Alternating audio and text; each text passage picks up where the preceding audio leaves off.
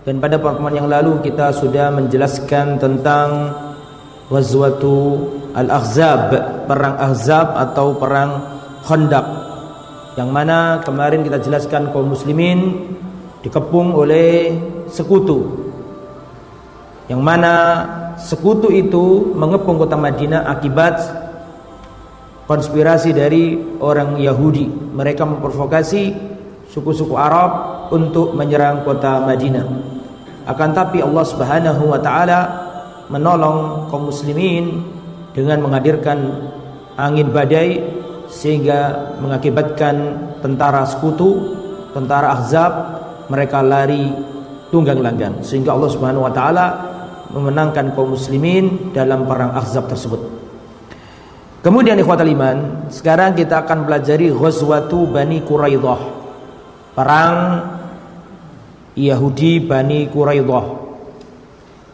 Perang Bani Quraidah ini masih ada hubungannya dengan perang Khandaq atau perang Ahzab yang kemarin kita jelaskan.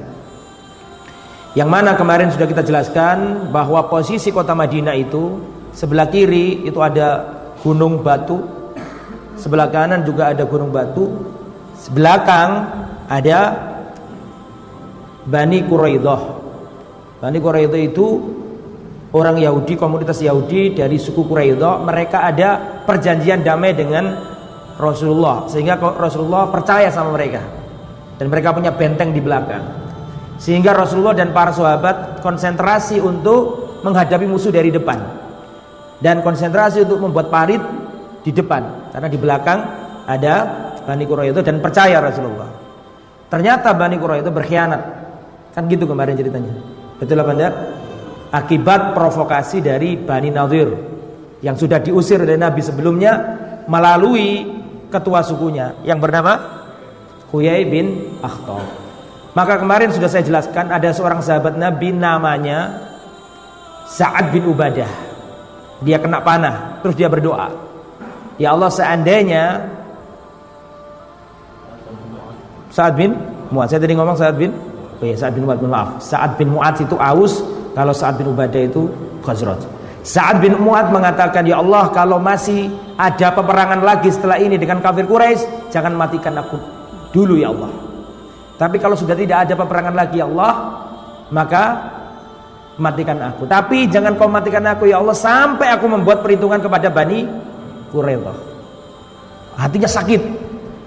Kenapa sakit? Karena Bani Quraidah ini berkhianat. Sedangkan Bani Quraidah itu waktu jahiliyah itu sekutunya Aus. Jadi merasa ditikam dari belakang, sampai doanya Sa'ad bin Mu'adz ini, ya Allah, jangan matikan aku sampai aku buat perhitungan kepada Bani Quraidah.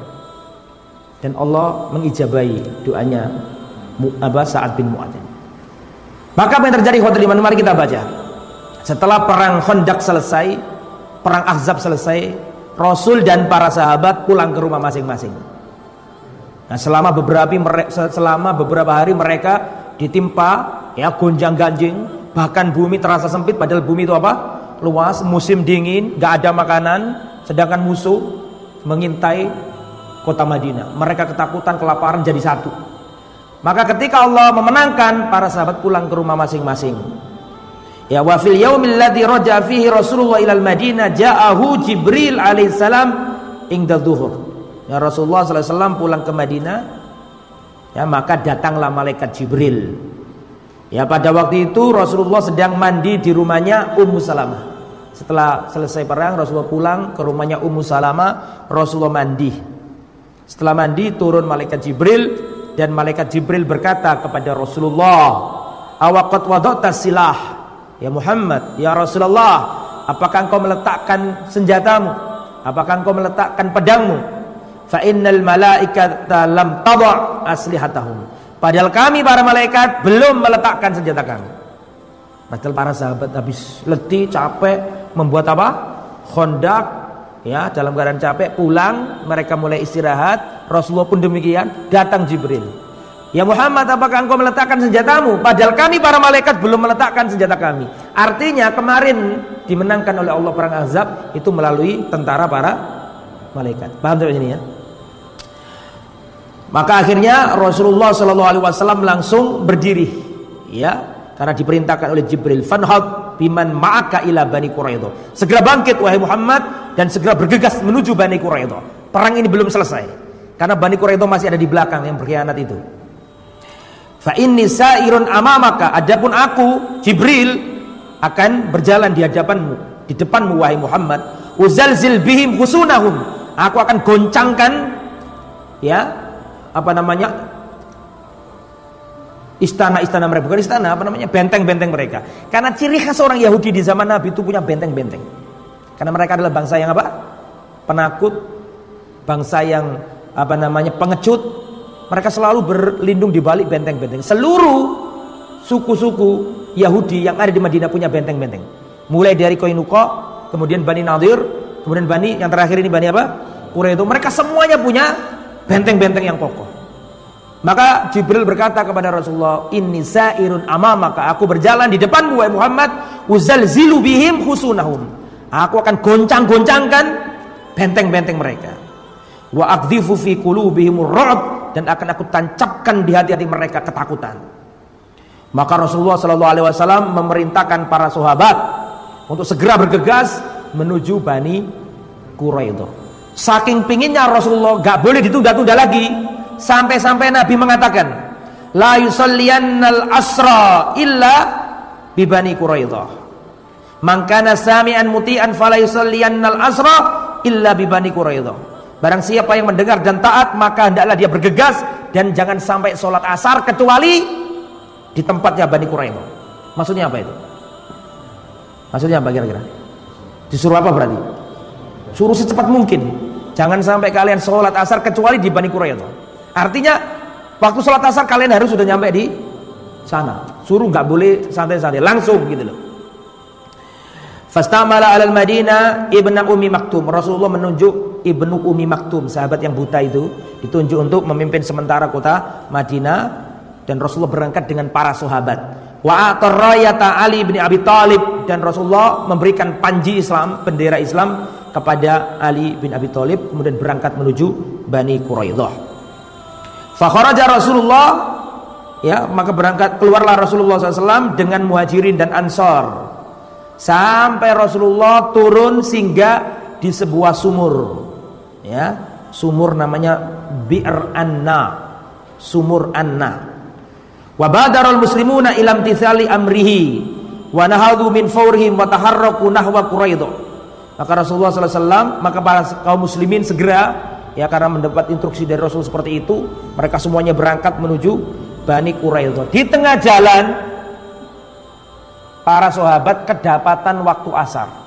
Jadi belum sampai Bani Quraidah, di tengah jalan sudah asar.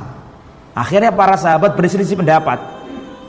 Pendapat pertama mengatakan, ini meskipun sholat asar sudah waktunya, tapi Rasulullah tadi ngomong, jangan kamu sholat asar kecuali di Bani Quraidah. Berarti kita jangan sholat asar dulu, jalan aja pokoknya.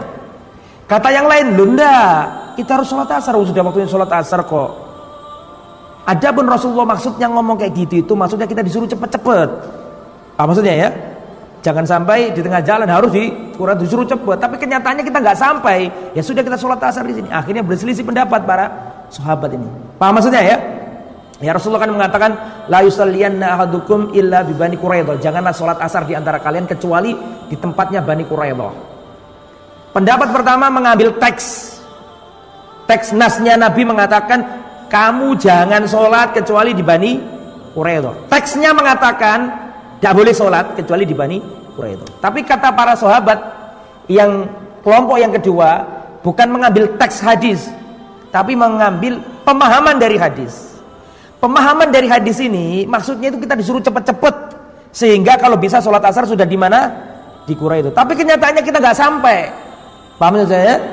Dan ini sudah jelas-jelas waktunya sholat asar. Kalau kita nunggu sholat asar di Bani Quraidah, bisa malam kita sholat di sana. Jelas maksudnya itu.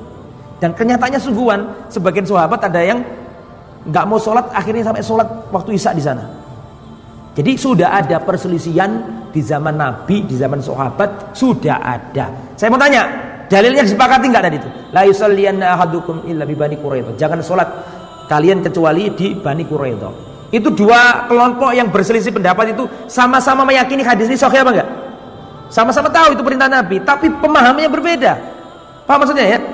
Yang satu memahami sesuai dengan dohirnya nas, berarti kita jangan sholat kecuali di Bani Quraidah. Nah, yang kedua mengatakan maksudnya Nabi itu suruh apa? Cepet-cepet toh, bukan berarti kemudian memindahkan waktu sholat. Lah, terjadi perselisihan. Nanti kita, akhirnya ketahuan Rasulullah SAW perkara itu, dan Rasulullah tidak mencela satu ini dan tidak mencela satu yang lain. Artinya di situ itu pelajaran berharganya adalah dalam urusan fikih bisa jadi dalilnya itu sama, tapi paradigma sudut pandang itu yang berbeda. Paham maksudnya ya? Nah, kayak gitu harus berlapang dada. Ya, tidak boleh kita gara-gara masalah fikih, masalah-masalah furu'iyah kemudian kita saling menghajar, saling menghantam, saling ngulok-ngulok. No. Enggak dewasa kita kayak gitu. Itu sudah ada di zaman sahabat. Kalau masalah fikih, masalah ya terus berlapang dada. Ini pelajarannya. Kemudian ikhwatal iman yang dirahmati oleh Allah Subhanahu wa taala, Rasulullah berangkat ke Bani Quraidah, jumlahnya adalah dengan para sahabat jumlahnya 3.000 orang untuk menyerang Bani Quraidah itu. Yang berkuda cuma 30 orang. Dari 3.000 yang berkuda cuma 30 kuda saja. Ya, dari 3.000 yang berkuda cuma berapa? 30. Berarti berapa persentasenya itu? Iya, sangat minim ya.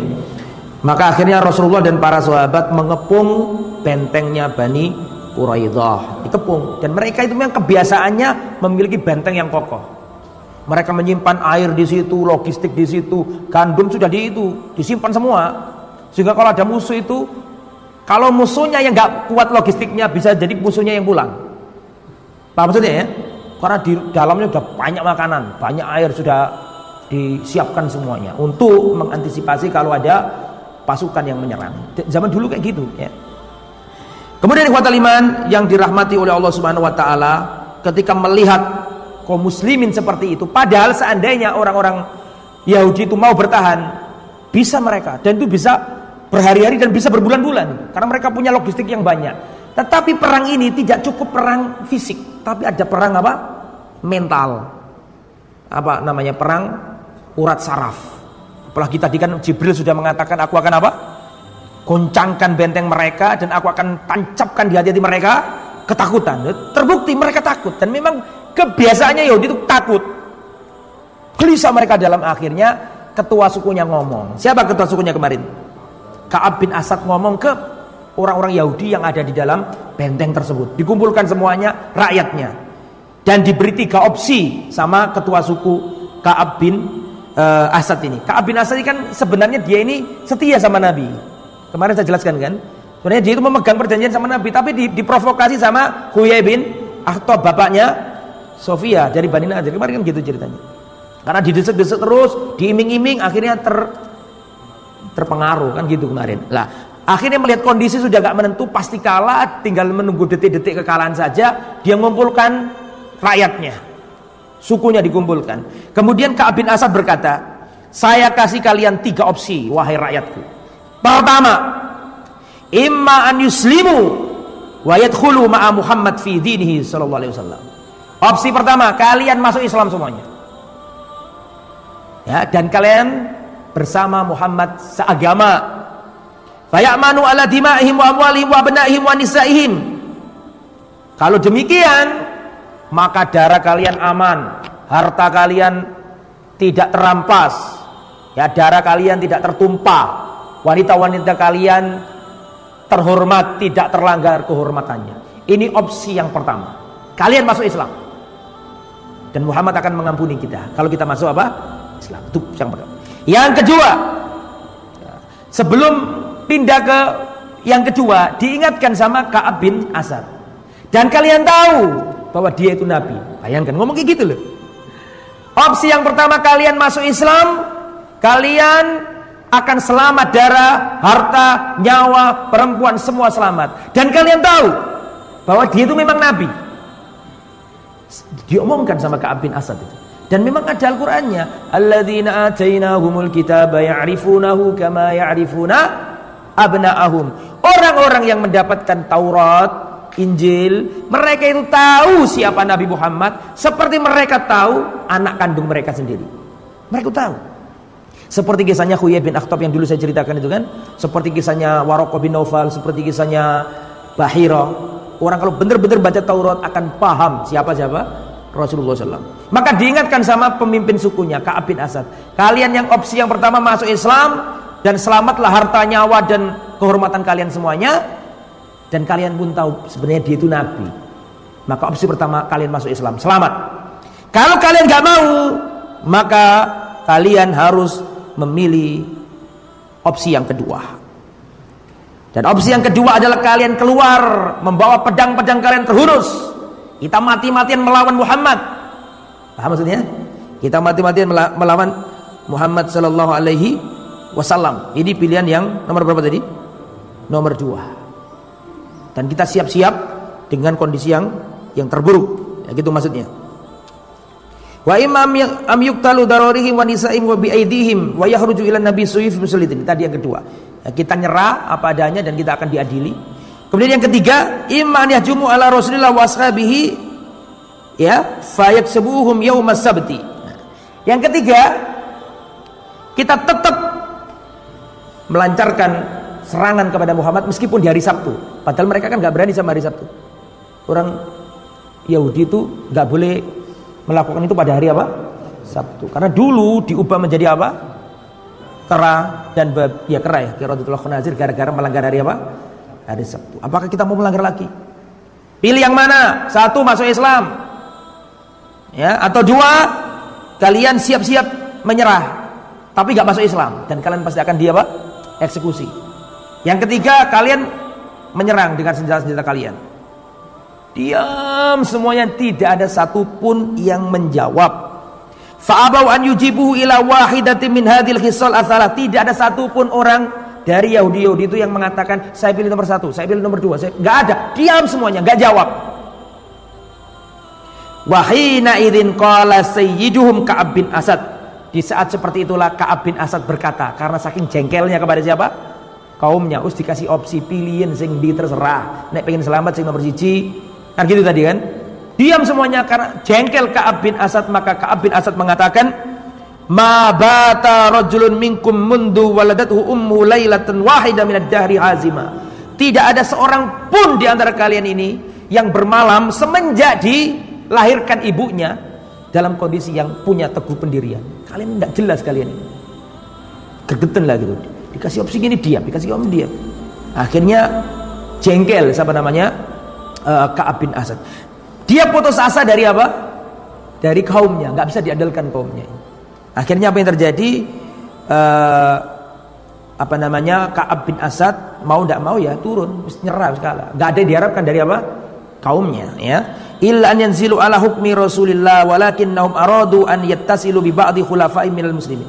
Jadi dia sudah ngerti pasti nggak mungkin menang, pasti kalah, tapi dia ingin minta untuk diizinkan berkonsultasi dulu kepada sekutunya yang ada di Madinah, yaitu Aus. Paham nggak maksudnya? Maka orang Yahudi ini mengutus delegasi kepada Rasulullah untuk diberi izin 1 orang dari Aus pergi ke benteng untuk rundingan gimana yang terjadi, enaknya gimana, tolong disampaikan ke Muhammad, terjadi apa? Konsolidasi gitu loh, gimana enaknya gitu loh. Tolong ya diutus kepada kami 1 orang Aus, karena tadi saya katakan Bani Quraidah ini sekutunya apa? Aus waktu jahiliyah. Sedangkan Bani Qainuqa sekutunya Khazraj. Jelas ya? Akhirnya mereka ba'atsu ila Rasulillahi an ursila ilaina Abu Lubabah nastashiruhu. Orang Yahudi minta kepada Rasulullah agar diizinkan 1 orang menghadap ke bentengnya namanya Abu Lubabah. Maka akhirnya Rasulullah mengizinkannya, sudah Abu Lubabah kamu berangkat menuju ke sana. Paham maksudnya ya? Abu Lubabah itu sebagai perantara antara Yahudi sama Rasulullah, karena Abu Lubabah ini dari Aus dan Abu Lubabah ini adalah sekutunya orang Yahudi Bani apa tadi? Bani Quraidah waktu jahiliyah. Oke, akhirnya berangkatlah Abu Lubabah. Ketika Abu Lubabah ini masuk ke benteng itu, anak-anak kecil nangis-nangis, para perempuan nangis-nangis, ya mereka sudah ketakutan gitu karena dikepung oleh Rasulullah dan para sahabat. Akhirnya melihat kondisi seperti itu, timbul kasihan Abu Lubabah kepada mereka ini. Kemudian ditanya sama Sa'ad bin Asad, ya, kira-kira kalau kita turun menyerah dan mengangkat bendera putih. Kira-kira hukuman apa yang akan diberikan Muhammad kepada kita ini?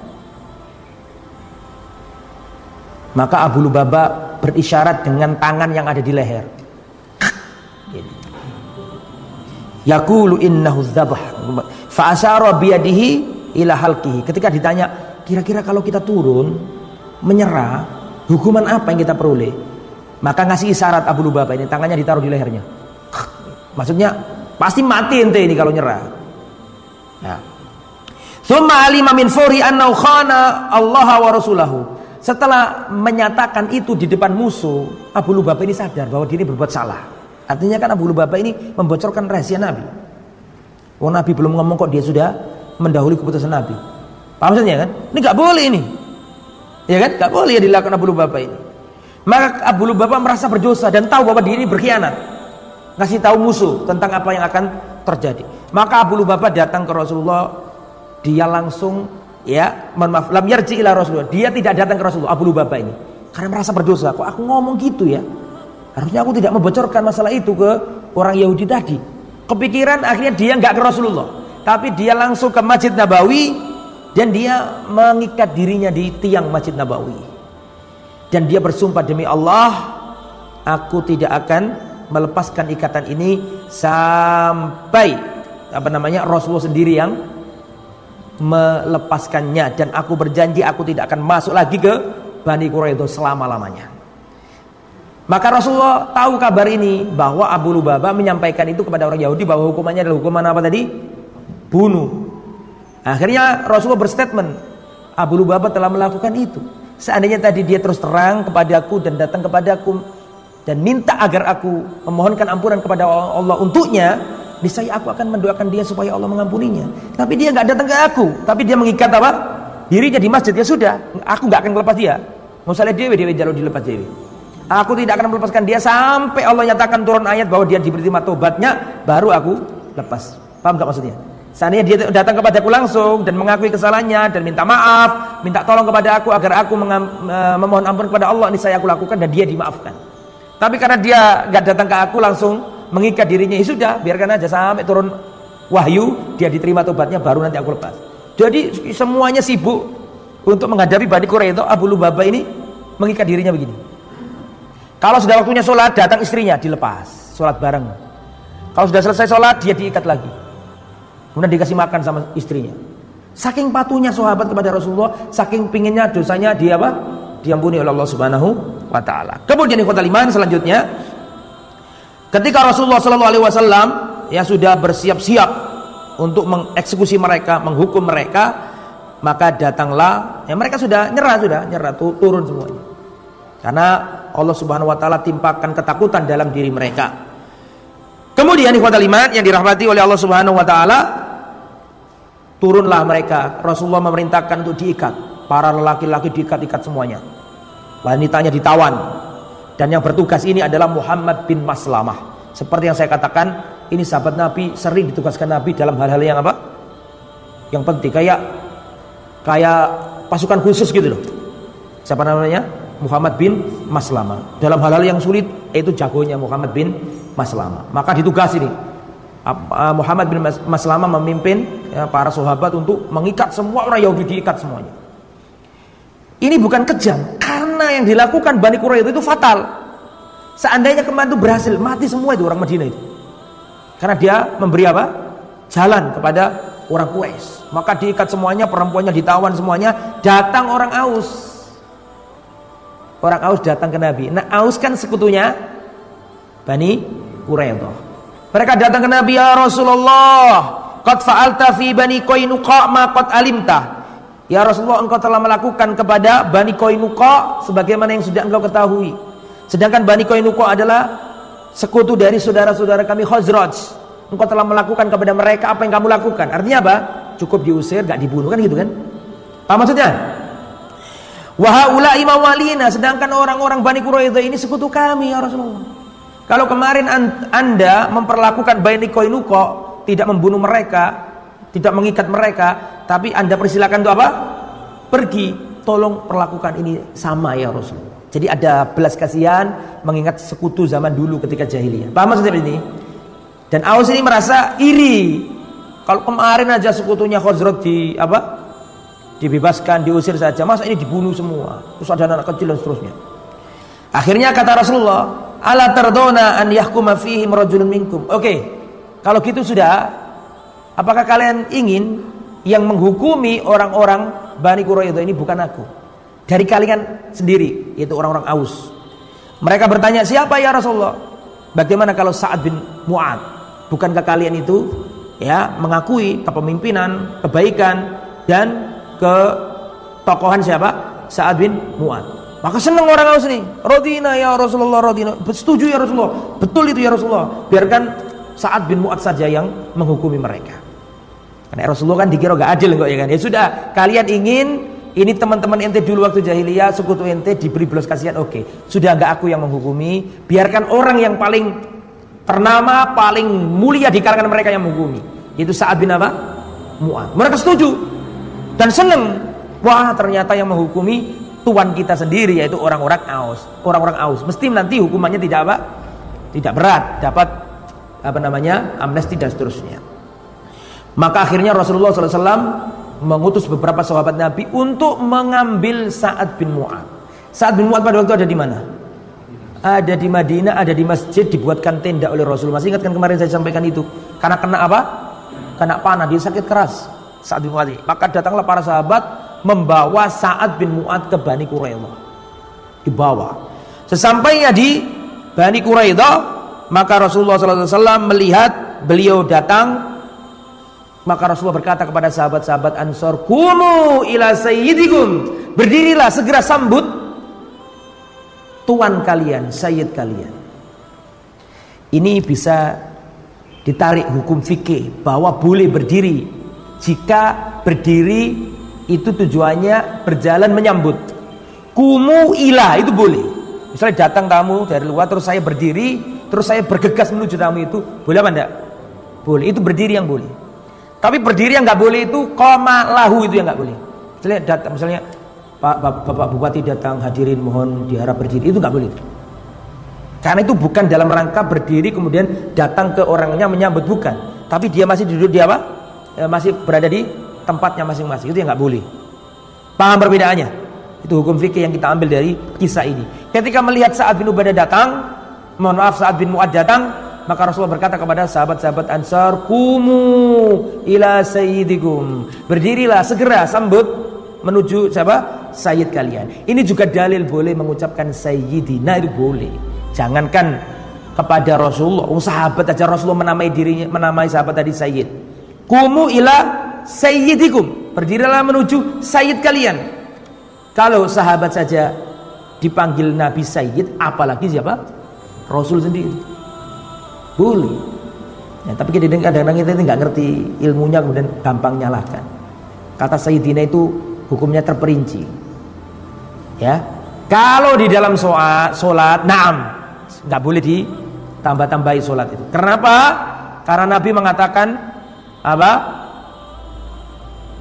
Shollu kama ra'aitumuni usolli. Sholatlah kalian seperti melihat aku sholat. Artinya yang apa ada ditiru, nggak usah ditambah-tambahin. Dan nggak mungkin, apa mungkin Rasulullah ketika tahiyat terus Nabi berkata untuk dirinya, Allahumma sholli ala sayyidina. Mau ngapain Dewi masuk ngomong ngono Nabi? Allahumma sholli ala sayyidina. Ya kan nggak mungkin dah. Artinya Rasulullah nggak mungkin ucap itu. Maka ketika sholat tauqifiyah, sesuai petunjuk Nabi, jangan ditambahi, jangan dikurangi. Kalau sholat Allahumma sholli ala Muhammad wa ala ali Muhammad. Ya, kama sholita ala Ibrahim wa ala Ibrahim innaka Hamidum Majid, wa barik ala Muhammad wa ala ali Muhammad kama barakta ala Ibrahim wa ala ali Ibrahim innaka Hamidum Majid, dan yang semisalnya itu. Jadi tanpa sayyidina. Adapun di luar salat dan di luar sholawat, sholawat sesekali boleh. Misalnya Allahumma sholli ala sayyidina Muhammad, boleh. Adapun tidak sholawat, tidak sholat, boleh. Maksudnya gimana Ustaz tidak sholawat, tidak sholat? Misalnya gini, saya ngomong ya jamaah, kita harus berpegang teguh dengan sunnah Sayyidina Rasulullah Sallallahu Alaihi Wasallam. Boleh nggak itu? Karena itu bukan sholat, bukan sholawat. Paham nggak maksud saya? Nah seperti itu. Nah termasuk ini, Ketika Sa'ad bin Mu'adz datang, maka Rasulullah berkata kepada para sahabat, "Qumu ila sayyidikum." Berdirilah segera sambut sayyid kalian. Dan Rasulullah juga pernah mengatakan, "Ana sayyid walad Adam." Saya adalah sayyidnya anak-anak Adam. Nabi sendiri yang ngomong kayak gitu. Akhirnya para sahabat menyambut beliau dan diturunkan. Kemudian, "Ya Sa'ad, inna haula'i qad nazalu ala hukmik."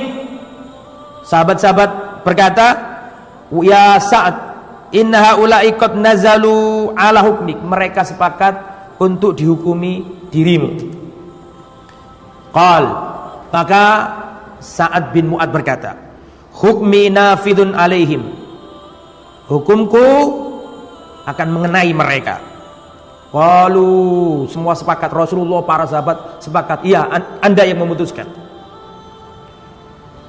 Akhirnya Sa'ad bin Mu'adz mengatakan, "Hukumanku nanti akan berlaku bagi seluruh kaum muslimin yang ada di tempat ini." Kemudian melihat Rasulullah sambil menunjukkan penghormatan, ya, kemudian dan juga kepada Rasulullah. Rasulullah sendiri mengatakan, "Iya, bahkan keputusan itu harus aku terima." Rasulullah sampai kayak gitu. Artinya nyerahkan benar-benar kepada siapa? Sa'ad bin Mu'adz. Dan itu orang-orang Aus seneng. Yahudi pun seneng.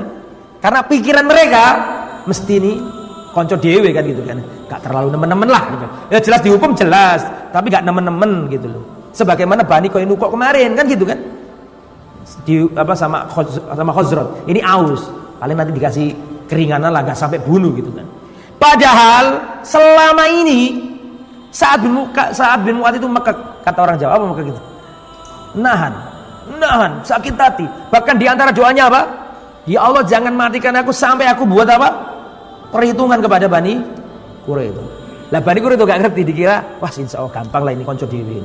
Padahal selama ini Sa'ad bin Mu'adz sakit itu sambil memendam rasa sakit hatinya kepada Bani Quraidah. Kok bisa sekutu teman dari dulu kok menikam dari belakang? Setelah itu diam semuanya. Fa inni ahkumu, ditunggu orang banyak nih, penasaran nih, kira-kira apa ini? Ketika mereka penasaran, Sa'ad bin Mu'adz berkata, "Fa inni ahkumu fihim an yuktar rajul atau an yuktar rijal." Hukum saya berlaku kepada mereka, para laki-laki penggal kepalanya. Batu sabdaria, anak-anak kecil tawan. Untuk samul amwal, dan harta mereka akan dibagi. Ini keputusan saya. Ketika Sa'ad bin Mu'adz ngomong kayak gitu tuh, langsung Rasulullah berkata, "Laqad hakamta fihim ya bihukmillahi min fawqi sab'i samawat." Engkau wahai Sa'ad telah berhukum dengan hukum Allah dari langit tingkat 7. Jadi yang diomongkan Sa'ad itu sebenarnya itu yaitu yang diomongkan siapa? Rasulullah SAW. Tapi Rasulullah tahan, ternyata Allah Subhanahu Wa Taala hukum mereka melalui lisannya siapa tadi? Dan makanya ketika Sa'ad bin Mu'adz ngomong kayak gitu, langsung disaut sama Rasul. Rasul berkata, "Engkau telah menghukum mereka dengan hukuman Allah yang turun dari langit tingkat 7." Ini dalil Allah ada di atas. Ini juga dalil bahwa Allah ada di mana? Di atas. Akhirnya kaget semuanya orang. Loh, kok ini hasilnya? Ya. Ternyata lebih dahsyat ini. Ya, karena pengkhianatan kan. Akhirnya semua orang Yahudi disuruh, orang yang dewasa diikat semuanya dan disuruh gali. Ini nih, perhatikan saya, kisah ini tidak akan dilupakan oleh orang Yahudi sampai detik ini. Ini sunggari loro hati ini wong Yahudi sampai detik ini. Kisah ini mbah buyut mereka dipenggali di sini nih. Makanya bencinya nggak ketulungan mereka. Akhirnya apa yang terjadi?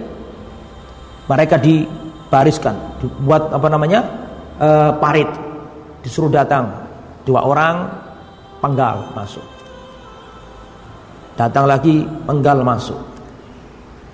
Di saat seperti itu kaumnya ngomong sama Sa'ad bin Asad.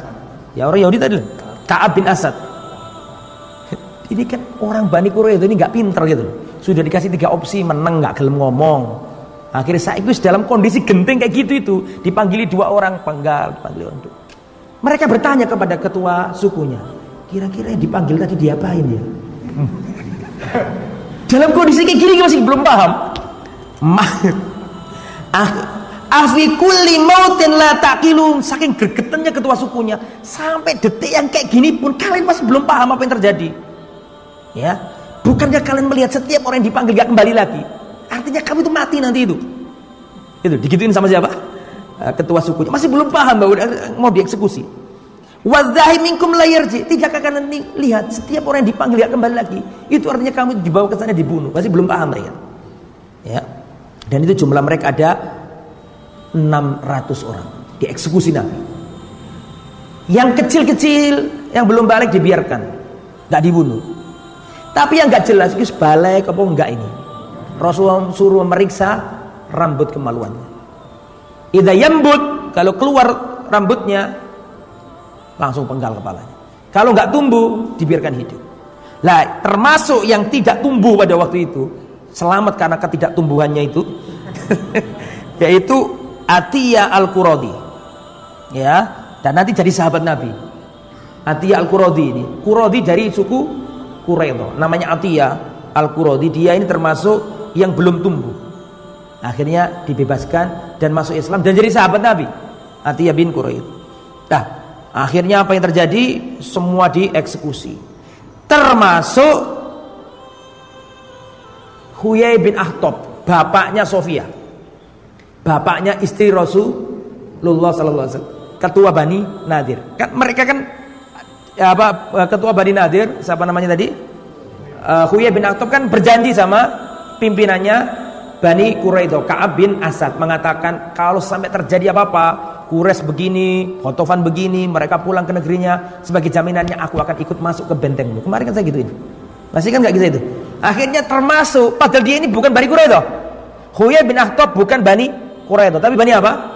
Bani Nadir. Tapi karena sudah ada perjanjian sebelumnya, dia ikut di benteng situ dan ikut hampir dipenggal. Di saat seperti itu, ketika sudah antrian untuk dipenggal kepalanya itu, gitu-gitu sempatnya Huyai bin Akhtab berkata kepada kepada orang-orang Yahudi yang menunggu eksekusi, "Ama wallahi malumtu nafsi fi muadatika." Demi Allah, dia bersumpah demi Allah dia. Demi Allah, aku bersumpah tidak pernah mencela diriku sendiri. Aku tidak pernah mencela diriku sendiri karena memusuhimu wahai Muhammad. Walakin man yughalibullah yughlab. Tetapi sudah menjadi takdirnya Allah, siapa yang dikalahkan pasti kalah. Dan aku tidak pernah menyesal memusuhi dirimu. Tsumma qala, kemudian dia berkata kepada orang-orang Yahudi, ayyuhan nas, la ba'sa bi amrillah. Wahai kaum Yahudi, tidak mengapa dengan kejadian ini. Sudah menjadi keputusan Allah. Kitabun wa qadar. Ini sudah ditulis di Lauhul Mahfuz. Mereka percaya, orang Yahudi itu bukan orang bodoh, ngerti ilmu mereka itu. Fahimtum kalami? Makanya di dalam surat Al-Fatihah itu, perhatikan, di dalam surat Al-Fatihah manusia dibagi menjadi 3 golongan.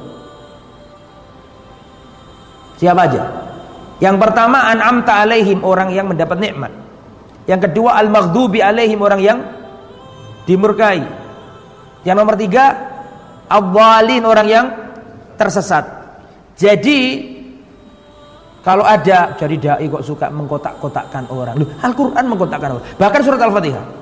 Surat Al-Fatihah, surat pertama di dalam Al-Qur'an itu sudah mengklasifikasikan manusia menjadi 3. An'amta alaihim, orang yang dapat nikmat, maghdubi alaihim, orang yang dapat murka, dhalin, orang yang sesat. Siapa orang yang tersesat itu?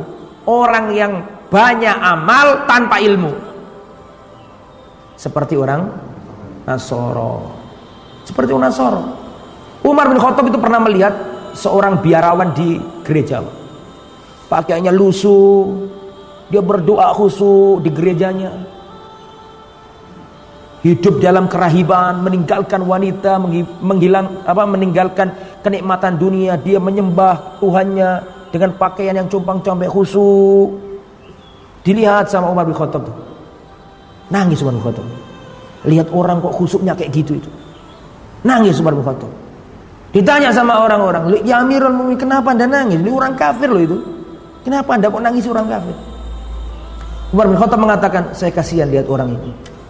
Amilatun nasibah tasla naran hamiyah." Di dunia dia capek beribadah, sungguh-sungguh letih lesu, capek luar biasa, meninggalkan dunia ibadah serius. tasla naron hamiyah, tapi di akhirat dia dilemparkan ke neraka. Itu orang Nasrani. Amalnya banyak tapi tidak berdasarkan ilmu. Yang al-maghdubi alaihim, orang yang dimurkai siapa? Orang dimurkai orang yang banyak ilmunya tapi nggak ngamalkan. Paham maksudnya? Orang yang punya ilmu tapi nggak mau menjalankan ilmu tersebut. Contohnya apa? Al-Yahud. Makanya kemarin saya ceritakan, orang Yahudi itu ngerti. Masih ingat nggak kisah masuk Islamnya Abdullah bin Salam? Seorang sahabat Nabi yang aslinya beragama Yahudi. Mereka tahu, alladzina atainahumul kitaba ya'rifunahu kama ya'rifuna abna'ahum. Orang yang membaca Taurat itu tahu siapa Nabi Muhammad seperti mereka tak melihat apa? Anak kandungnya sendiri. Nah, sampai dengan ini sahabatnya Huyai bin Akhtab ini, meskipun tahu Rasul itu Nabi, tapi dia mengatakan la ba'sa bi amrillah, wahai kaumku, tidak mengapa, jangan gelisah, jangan menyesal. Kitabun wa qadarun, ini sudah menjadi ketetapan Allah dan sudah menjadi takdirnya Allah. Kata bahwa Allah ala Bani Israel, yang sudah Allah tetapkan kepada Bani Israel. Thumma jalasa, kemudian dia duduk dan dipenggal kepalanya oleh sahabat Nabi, gelundung kepalanya. Dan ada satu wanita Yahudi yang dibunuh karena wanita ini membunuh sahabat Nabi yang bernama Khalad bin Suwaid. Ya, dia melemparkan gilingan, zaman dulu kan gilingan kayak gini dari batu, dilemparkan ke sahabat Nabi Khalad bin Suwaid sampai Khalad bin Suwaid ini wafat, gugur. Maka ini satu-satunya wanita yang dieksekusi, yang lainnya aman, nggak dieksekusi. Karena nggak boleh membunuh apa? Wanita dalam perang, kecuali wanita yang ikut perang dan bawa senjata boleh dibunuh. Kemudian ada seorang sahabat Nabi namanya Thabit bin Qais, minta agar satu orang Yahudi jangan dibunuh, namanya Zubair bin Battah. Keluarganya sama hartanya ini dikasihkan ke dia dan jangan dibunuh. Tapi Zubair bin Battah menolak, sudah bunuh saja saya. Tolong bunuh saya agar saya ketemu dengan orang-orang yang saya cintai yang mati duluan tadi. Ya, dipenggal kepalanya juga. Dan ada anaknya Zubair bin Battah namanya Abdurrahman bin Zubair. Ini Yahudi, masih kecil, dibiarkan hidup dan dia masuk Islam dan menjadi sahabat Rasulullah SAW. Begitu juga dengan Ummul Mundir Salma binti Qais. Salma binti Qais ini juga minta agar ada orang yang jangan dibunuh, namanya Rifa'ah bin Samuel Al-Quradi. Samuel nama Yahudi ya. Sam'un, antum tahu Simon Peres itu kan? Perdana Menteri Israel. Simon itu bahasa Arabnya Sam'un. Fawahabalaha fastahya faslama walau suhbah. Dan akhirnya Rifa'ah bin Samuel Al-Quradi ini masuk Islam dan jadi sahabat Nabi, ya. Kemudian ikhwatal iman rahimani wa rahimakumullah, pada waktu itu Rasulullah SAW memilih wanita yang bernama Royhana binti Amr bin Khunafah. Nah, sebagian mengatakan ini istrinya Nabi, tapi pendapat yang rajih dia ini bukan istrinya Nabi, tapi seperti Maria begitu. Maria al-Qibtiyah, budak, bukan istri. Lah, setelah selesai itu semuanya, baru Sa'ad bin Mu'ad diwafatkan Allah seperti doanya, persis. Jadi kan perang Ahzab ini perang terakhir melawan Quraisy. Kemarin Nabi mengatakan setelah perang Ahzab, setelah perang Khandaq kemarin, Nabi berkata mulai detik ini kita nggak diserang lagi, tapi kita yang menyerang. Mulai detik ini kita nggak dikepung lagi, tapi kita yang mengepung. Kemarin kan saya ngomong kayak gini.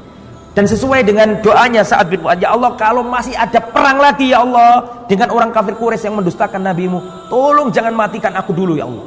Aku masih ingin berperang kepada orang Quraisy.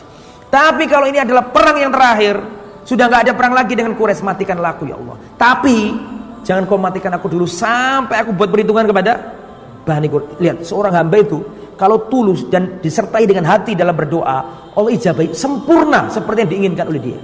Sudah nggak ada perang lagi sama apa? Quraisy, dan ini adalah perang yang terakhir, dan beliau bisa mengeksekusi dan menghukumi siapa tadi? Bani Quraisy. Setelah itu wafat. Ya ahlal khaymah madza alladhi yatina min qablikum fa idza Sa'ad yahdu jurhu daman famata minha. Saya katakan tadi kan, Sa'ad bin Mu'ad itu tempatnya ada di kemah, kemahnya ditaruh di Masjid Nabawi. Sengaja Rasulullah menyuruh para sahabat buat kemah, di situ ada Sa'ad bin Mu'ad supaya Rasulullah gampang menjenguk. Ditaruh jadi di masjid itu ada kemahnya. Disitulah Sa'ad bin Mu'ad dirawat di situ itu. Wafat. Ketika wafat, maka Rasulullah SAW dalam hadis sahih riwayat Bukhari dan Muslim, ketika mendengar wafatnya Sa'ad bin Mu'adz, Rasulullah berkata, ihtazza arsyur rahman limautis Sa'ad bin Mu'adz. Ya, bergetar arsy-Nya Allah karena kematian Sa'ad bin Mu'adz. Ini satu-satunya orang yang dikabarkan bahwa kematiannya itu membuat arsy-Nya Allah goncang. Saking gedene wong iki di sisi Allah Subhanahu wa taala. Sa'ad bin Mu'adz dijamin masuk surga dengan itu ya. Ini diriwayatkan Imam Bukhari dan Muslim. Kemudian wasahau Tirmidzi min hadisi Anas qala ma hamilat janazat Sa'ad bin Mu'adz qala al munafiqun ma akhaffat janazatahu faqala Rasulullah innal malaikata kanat tahmiluhu. Ketika orang-orang menandu jenazahnya siapa? Sa'ad bin Mu'adz, orang-orang munafik mengatakan alangkah ringannya jenazah ini. Kok ringan ya, kok enggak seperti biasanya, kata orang munafik nih. Maka Rasulullah berkata innal malaikah kanat tahmiluhu, sesungguhnya para malaikat memikulnya. Luar biasa ini. Siapa namanya? Setelah itu baru turun wahyu kepada Rasulullah bahwa Abu Lubabah dimaafkan Allah. Itu masih di sana. Belum selesai ceritanya. Masih ada saudara kita yang terikat di mana tadi? Di masjid. Namanya siapa tadi? Abu Lubabah. Jadi rangkaian kisah ini nggak ikut beliau. Gara-gara merasa bersalah tadi. Masih di masjid. Ya, setiap kali waktu sholat dibuka sama istrinya. Selesai sholat diikat lagi. Waktunya makan dikasih makan sama istri. Sampai dapat kabar bahwa dirinya dimaafkan. Para sahabat mendatanginya. Selamat, Allah menerima tobatmu. Kemudian dilepaskan sama sahabat. Jangan. Wallahi jangan dilepas. Sampai Rasulullah yang lepas. Ngelepas ya Rasulullah yang pengennya Rasulullah yang melepas. Akhirnya Rasulullah SAW datang dan Rasulullah yang apa?